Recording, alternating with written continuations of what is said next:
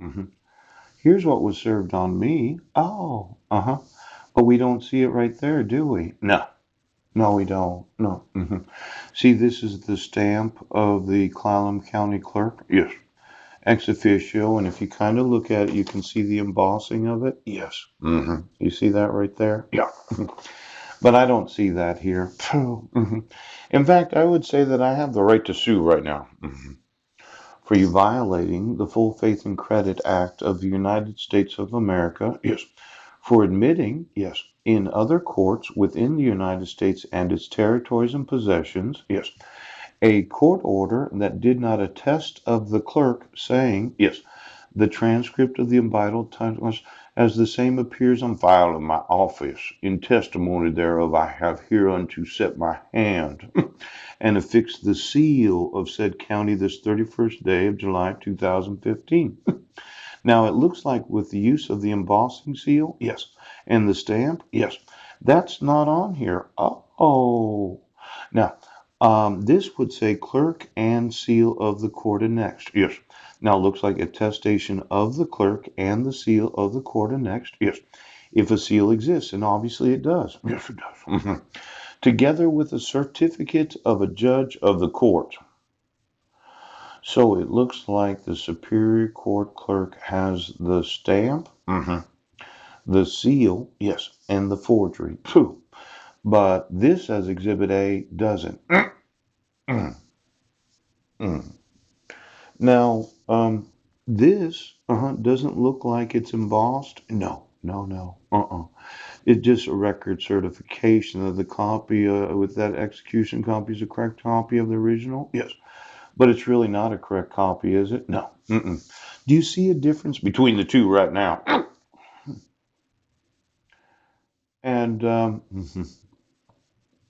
on the date filed with this office and was taken under the clerk's direction and control. Yes. Clallam County Clerk by Christy Miller, Deputy, number of pages 6. Yeah. Now we can see a little difference here, can't we? Yes. That this correct copy of the original, yes, doesn't have the actual stamp of the ex officio. No. It doesn't have the embossing of the state seal. No, it doesn't. And if this was admitted in any court of the United States, I'd say you'd be violating the Full Faith and Credit Act. Yes. Now, such records and judicial proceedings or copies thereof so authenticated shall have the same full faith and credit in every court within the United States, as they have by law and usage in the courts of such state, territory, possession from which they are taken. Yes. Now, when I want to sue you, I mean, I really want you in prison today. Do you understand? You have bound me to a court order, yes, that is enforceable in every jurisdiction of the United States, yes, and I'm bound to have to obey it until it expires. Now let's see, October 15th of 2019. Yeah. What day is it? Oh, let's go with the date. July 31st. Oh. And you issued it in 2015. Yes. So that would be 2025. We'll just see how much time we have left together. Yes. For the next 5 years, 9 months, and 16 days, I'm going to beat the crap out of this whole nation right now. Because you issued a binding court order based upon the fraud of issuing a court order in 2011, where you did not have the jurisdiction of law because there was no arrest that took place in Washington state. Then you reissued the binding court order, yes, because of an arrest, yes, that took place, because of my wife's false accusation that I had violated the fraudulent protection order that was issued in 2011.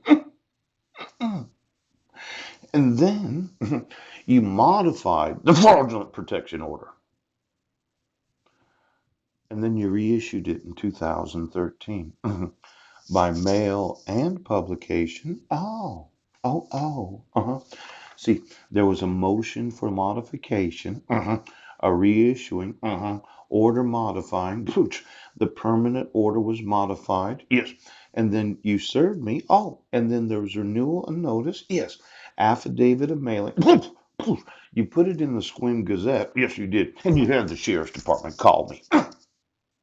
Now I left. Yes. And you made no attempt to serve me until I had left the county. Yes. And then after I left, when I got back, yes, I went to the police station. I said, is there something I need to know? Something you want to tell me? And the chief of police personally served me the protection order, yes, that was issued on August of 2013. And I stayed homeless for a year waiting for it to expire. Yes, you decided